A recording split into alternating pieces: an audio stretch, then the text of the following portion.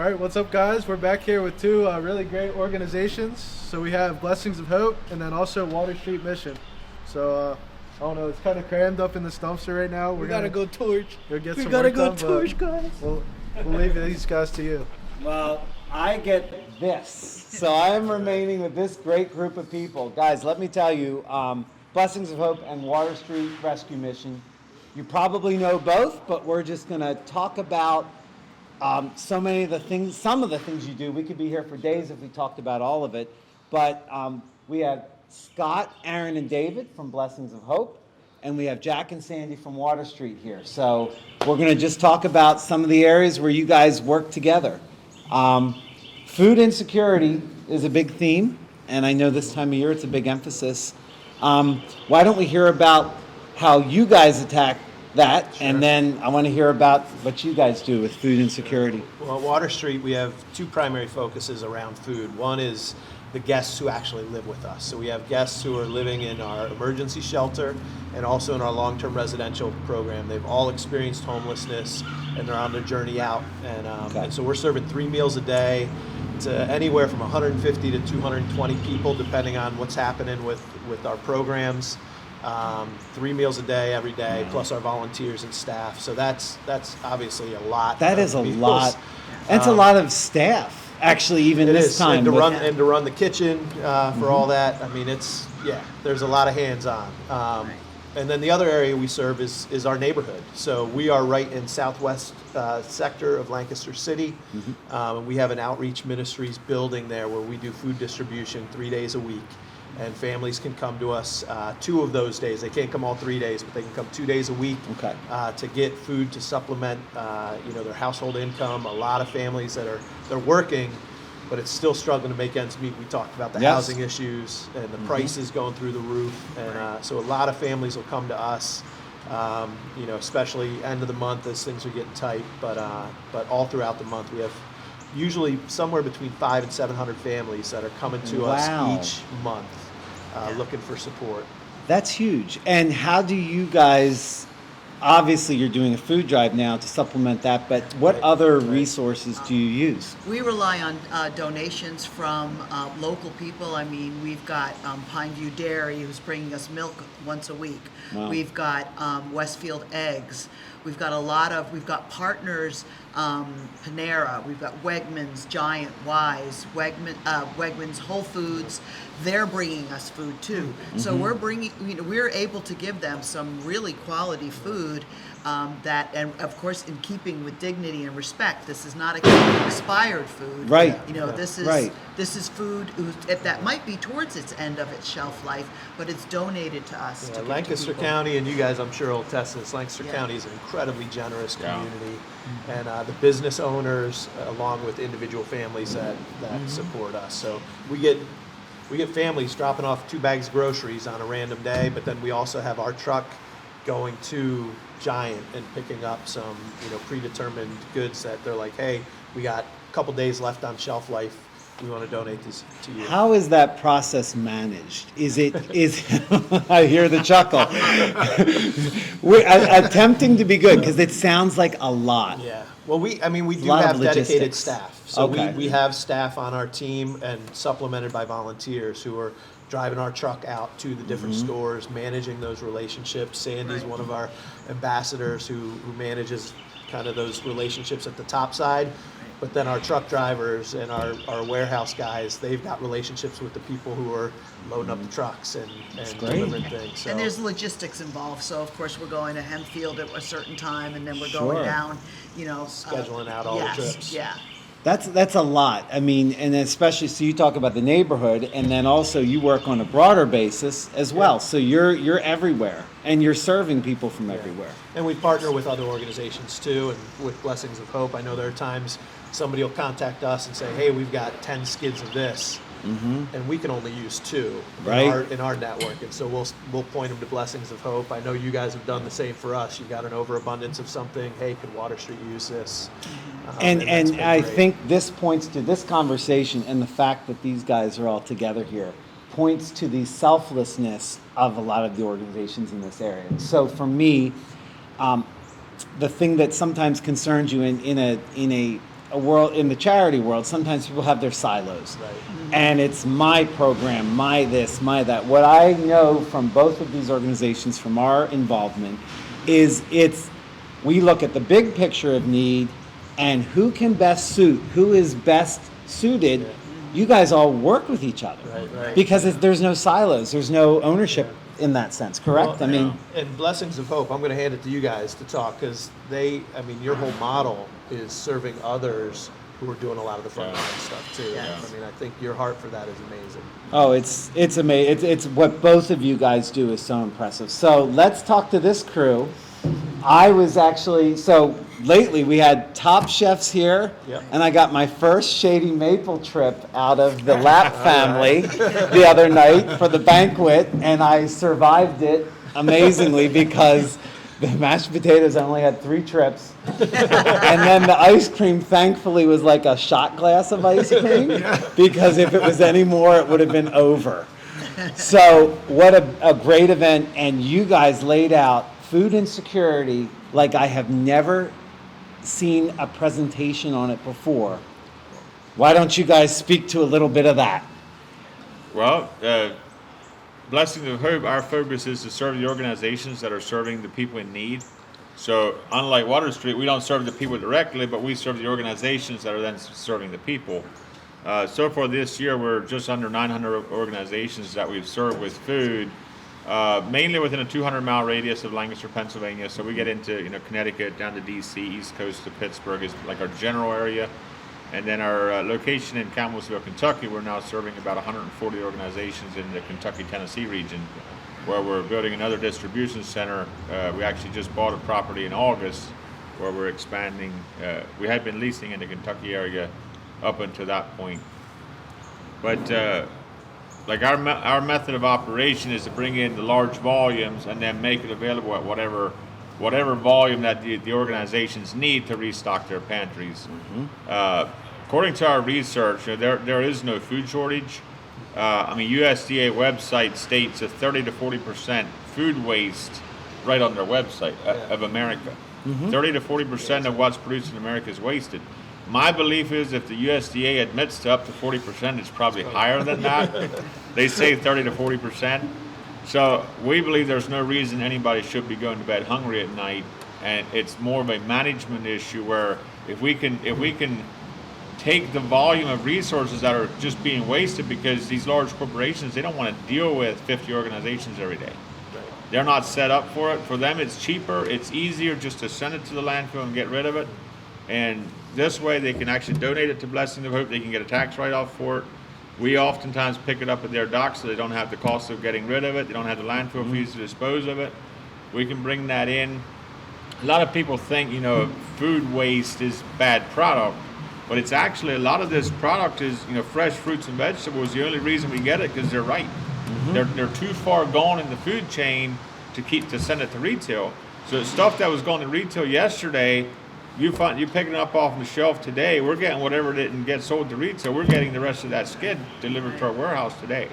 And then it becomes all about efficiency of operations. I toured your facility, just amazed. You guys are operating, really what I would say is your heart is your heart, but your genius is operations. It's amazing what you do. Can you give us a sense for some of the volumes and some of the things and some of the examples you cited in the dinner of how you guys repurpose food? So just for example, we get it from 2 different locations. We usually get 2 tractor trailer loads of produce a day. Okay. So that all needs to, it's ripe now. It's not. gotta go quick. It's not. We have a couple of Hey. days that we can still move it. It's not like, hey, let's go. We use this next week. No, Right. it's like, okay. Right now. So, decisions are made right on the dot. Okay, this skid is going here. This skid is going here. This skid needs to be sorted. This has this has a few bad spots, so it gets sorted or bagged or just to make it prepare it to put it in family size Function box. yeah. And it's just seeing that. Now, you made that sound very easy. I saw, when I walked in, I just saw a bunch of ants all over the place.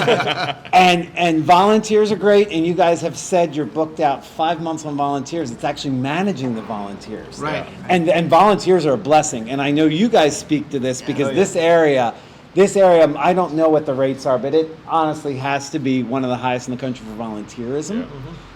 You have the volunteers, but there's a lot involved in that. Yeah, absolutely. If you don't have a system to manage the volunteers won't help you anything. Right. Yes. Because Take up and space. because so if a volunteer shows up and it's like, oh yeah, I think we're going to do something over here. They're like, Right. what am I Wasting doing? time. Yeah. With And what we figured out working with volunteers is we have a team that works with them, and they have everything set up when the volunteers walk in.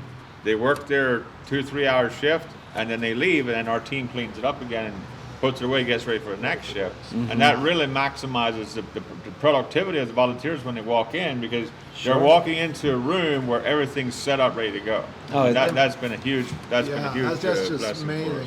Absolutely. Why don't you share the example of the grapes? I heard. I need the grapes of wrath. I need to hear. I am not a John Steinbeck. I'm just wanted to throw that all out. I did prepare for that. A But few months give us a ago- grapes of wrath A story. few months ago, we were offered 130 semi-loads of grapes. Now these are fresh. What would you guys do with that? Fresh. Sandy would be making wine. be making Sandy would be stomping on it and The making Lucille wine. Ball episode. Yes. Yeah. Once So I found would out be you're from making a Jersey. phone call to Blessings of Hope and Community Action Partners. That would be kind of together. scary, wouldn't I it, if think that was bearing down on you? I think we only got like 5 or 10 semi-loads of them. It's like Okay. there was no way we could take 130. Right. Later they upped it to 300. Then they would have paid us $500 a load to take these grapes. They would have paid us $150,000 if we could have Yes. taken these Oh, my. retail value $20 million worth of grapes. Wow. But what happened is there was a ship coming into the docks, and it was a couple weeks late, and there was another ship coming in right behind it with another load of grapes. So this first load, the distribution centers didn't want them anymore because they were too far gone in their life cycle to go through the whole distribution network. So they wanted the fresher grapes, which makes sense. You know, you and I would want the fresher grapes too. Yeah. But these grapes were perfect. They were perfect condition. They were nice and ripe. They were sweet. They were delicious. There was nothing wrong with them. You sound like you had a few. We did, yeah. We had We got some in Water Street. had Scott, our were you share of allowed grapes. any? No, this was before I got there. I see. Well, there you He go. missed out on the grapes. Yes. But that points to just those volumes. Listen to those volumes are stunning. It points to a bunch of things. This whole supply chain, which has wreaked havoc with everyone, Sure. and what's happened the past few years. But you need the government, nothing against government, and government exists for us to work with, but they are not efficient enough. And it's such a low priority for them to be able to handle that. This is Yeah. a private sector job, charitable contribution organization job to be able to do this. Oftentimes, a lot of charitable organizations sometimes may not have that private sector savvy. What I find with your groups is you both have that, and that's the magic, is that you guys bring that operational intensity to it. Because you can save that. Because what was the number you said of food that is actually, what is the percentage that was from your presentation? Well, I'm quizzing you. Last year, we distributed 28 million pounds of food. Okay. And that is, I think if I have my numbers right, is 400 million tons of food that gets wasted in the U.S. a year. Yes. 400 million crazy. tons. We did 28 million pounds, which is 0.00035% of the available product. Yeah. And scare me with this. How many organizations like you are doing it on the scale you guys are around this country? As far as we know, we're the only one that has this type of a model where organizations can come in and select from a 20,000 square foot shopping area and just get whatever they need to restock their pantry. I don't know of any others that operate the way that we operate. There's other organizations that are doing large scale, but they're not. Their operating system is different from what we have. You mean what he means is not as good. So tell me about it. He's so humble. Aaron, tell me. So I'm not even saying not as good. What No, I'm I know, saying I know. is that their system, they're doing they're running their system the way they want to run their system, and I don't know of anyone that's doing what we're doing. I don't think so. I don't So- think. So let me brag on you guys. And Yes. I can say it this way because this is my 4th week with the company. So, I see. but one of the things they do is we set it up so that the partner organizations come in and pay 25 cents a pound for whatever they take, right? So that could be cups, plates, anything else, but it could be ice cream, it could be chicken, it could be bacon. Sure. And then the volunteers that are coming and working are also given a voucher that they can go to the Ministry Selection Center and pay 45 cents a pound for whatever they get. When we did it the first time, I said to my wife, well, I don't want to go and get that stuff because we're taking it away from Right. somebody who needs it. But the way the Blessings of Hope set it up is they're like, no, you're paying 45 cents a pound. Correct. So you're paying the processing fee, but you're paying an extra 20 cents a pound for somebody who can't afford it. And you're still getting this great Incredible deal. bargain. Exactly. And that funds 61% of the operating costs. 67% right now, 90-day average. You're not the numbers guy. They didn't hire you for that, did they? I'm saying that's the did amazing you? thing. Because we may have to revisit this.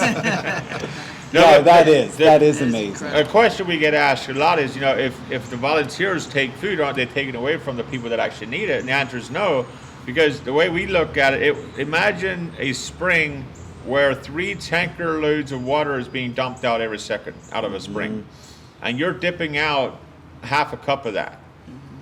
And if you can let the volunteers take another quarter of a cup of that Yes. to pay for another quarter of it, that you can actually double your volume.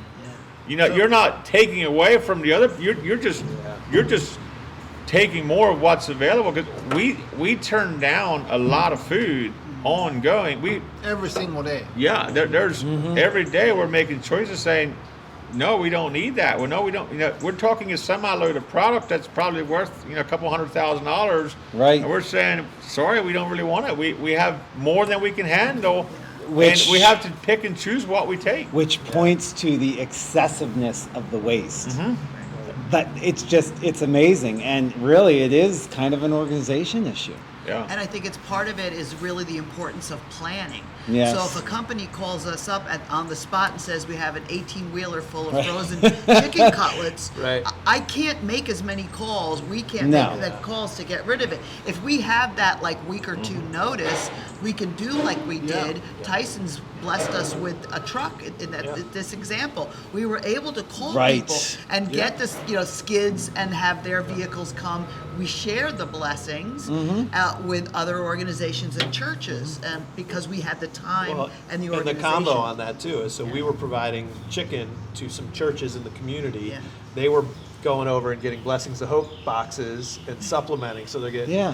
Yeah. fresh Protein. meat, all Yeah. kinds of kinds of produce from you guys, and they were doing distributions in their neighborhood. Isn't A lot that of chicken amazing? dinners coming up in the next Chicken couple dinners. months at churches. It was Yeah, fantastic. exactly. Absolutely. It is amazing. And it speaks to the efficiencies. Now, on our end, we are about sustainability. And I don't think I've ever heard of people put it this way.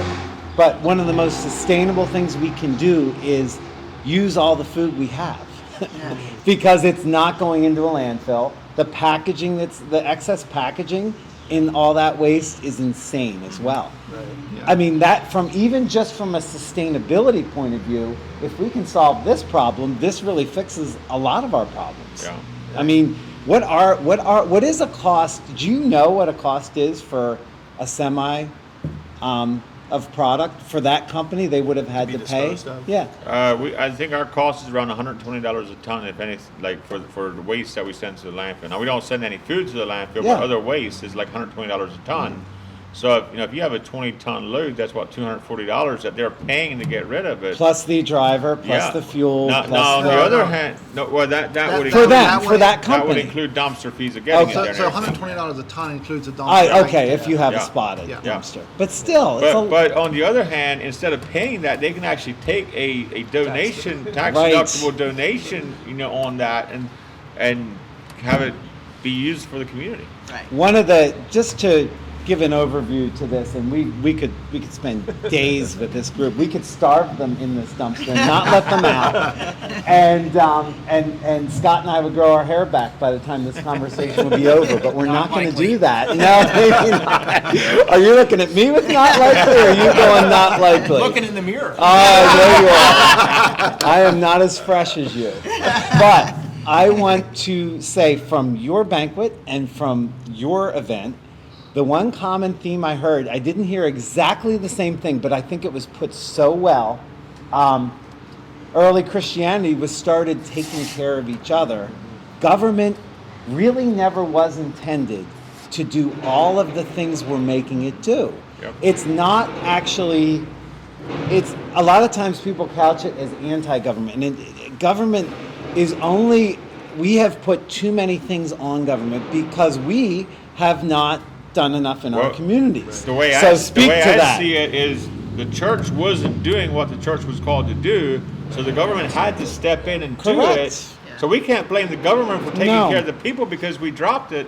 Our belief is if we empower the church to be the church steps back in and takes care of the community, the government will just withdraw. Right, That's the way we look absolutely, at it. and do what they are intended Yeah. to do, defense and things Yeah. like that. Yeah. And that is, and you organizations, both of your organizations, founded on that, serve every single person, and I've heard that mentioned as well. You guys you in fact seek out people to help. Yeah. You have neither organization would turn anyone away for any reason of creed or whatever. You guys just Right. help. Yeah. But the Right. basis is that we were to help our neighbor, and because we don't, government steps in, and they just can't be as efficient, Yeah. you know? Well, they were never they were never set up to take care of the individual needs of the community. You know, that was, we believe that's the church's job Absolutely. to take care of each other. Now, we are individually speaking to each organization. We're going to talk about priorities, but let's really briefly talk to each of you guys. What is the biggest initiative you have going on now that the public can help with? So why don't we start with Water Street? You have to start with me, right? Absolutely. I got to get out of the way. I cannot block the beautiful Sandy here. I feel like I'm blocking this beautiful red jacket that should Thank shine. you. Well, I'd have to look to Jack because I'm all about Rescue Mission Food Drive right now. But what would you think is an initiative? And I think as far as where the community can get involved, Yeah. I think that's the one right now, our Rescue Right. Mission Food Drive, because we do, serve those 3 meals a day to Mm-hmm. 200 people every day, and plus the community in our neighborhood that we're serving. And so that Rescue Mission Food Drive is really big, but it's also the end of our calendar year, and to operate all of our other programs that we mentioned in our other conversation, our preschool, our youth ministry impacting the community, the medical and dental clinic that serves thousands of patients. That takes funding. Absolutely. And so, Funding and in a year when expenses for everything are up 10%, at Right. least. absolutely. Right. So Yeah, it's nice not to just stop funding. there. Yeah, I know. Yeah, that's the low number. So there is, the extra gives coming up is one way that people know, but they can give directly to Water Street through our website, WSM.org. It's really Excellent. easy to find what our needs are and how you can help. Excellent. And you guys? Well, Biggest initiative. our biggest initiative right now is probably the Elizabethtown project. We just we have the former Darren Camps facility under contract. About probably between $8 and $10 million project where we want to get into food processing, where we're taking the fresh fruits and vegetables, dehydrating them, giving them a shelf-stable life so we can ship them around the world. And don't doubt this crew. Anything they say, I'm learning. I'm not going to doubt We're gonna them. do it. It Blessings, sounds crazy, but it always happens, right? blessingsofhope.com/Elizabethtown. You can read up more on that project. And you're selling vouchers now too to the public. We have a new program we just came out with last week where for $250 donation we're giving out a 10 vouchers for a box of food. So if you know somebody that needs food, you can actually give them a voucher. They can come into our selection center in Lancaster, and whatever they can pack into that box, That is wonderful. that's what they get for that voucher. So it's, whatever they can stuff all the cracks, however, as long as they I wanna close see the lid these when we're done. boxes. So Yeah, so you it's as about a as big as the donor, dumpster here. you as a donor would get a $250 tax deductible receipt for your donation, you get to 10 vouchers, and you can give these out to 10 people that you know that need food. That's beautiful. Now that center is on Franklin Street in Lancaster, correct? 515 North Franklin. So if you have the voucher, you can get in. It is not open to the public, Correct. but vouchers Yep, are. yep. Correct? And organizations can shop there too, Any correct? nonprofit organizations, our volunteers after a shift, or the voucher program is a new program we just came out with last week. So. Wonderful. Guys, I hope you will spend some time getting to know, you probably already know these groups, but really diving in and seeing what they're doing. We have a new group, and we got the old standbys, 117 years, did you say? 117 years. That's Well, you guys insane. look great. Thank you. We age well. They definitely do. We are blessed in this community with two great organizations helping people. So please bless these guys with as much as you can this year, and we're going to be as involved as we can be as well. So thank you very much, and until we see these guys next time, have a great day.